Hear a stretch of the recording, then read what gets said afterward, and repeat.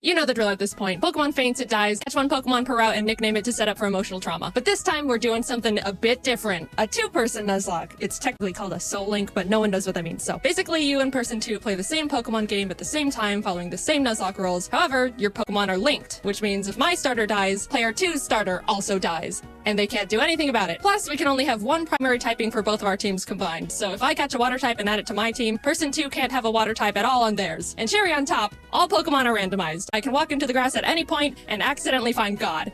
And maybe he'll just kill all my animals right then and there. So with all these new rules in place, I needed to find a player 2. One who's a real Pokemon master, able to adapt, improvise, and strategize all at the drop of a hat. And who else other than Pokemon Master himself?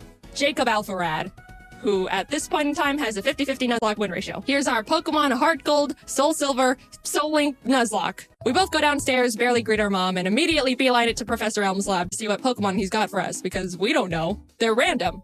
In case you forgot what I just said, we stroll up to him and he pats Jacob on the head and goes, "Here, choose from these 3. I picked them specially for you. Torterra, Tentacruel, or Ludicolo."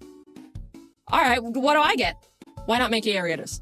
Awesome. Jacob takes Torterra and I take Mankey, and we named them Franklin. On our way to talk to Mr. Pokemon, Jacob runs into a Regirock in a random patch of grass, which just flat out explodes on him. No one died, luckily, but also, oh my god. We get an egg, and immediately Professor Elm calls and tells us he's been robbed and bullied.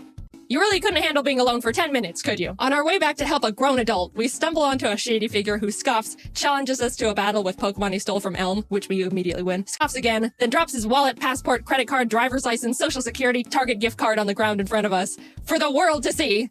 Dude, get your crap together. You can't be doing that when you're a wanted fugitive. Back in the lab, Elm is crying on the floor as the police and our neighbor are trying to comfort him, and the police asks us if we saw anyone suspicious. Yes. We saw his info. Now here we get to name our rival. Jacob and I try to think of someone that we both shared some sort of rivalry with. When we remembered a certain professional Pokemon Nuzlocker has been consistently reacting and critiquing our Nuzlocke so far, some of his comments were more critical than others, and directed at one of us more than the other. Mr. Policeman, his name is Jan. Hi, Jan. Let's see if you can destroy us from the inside out.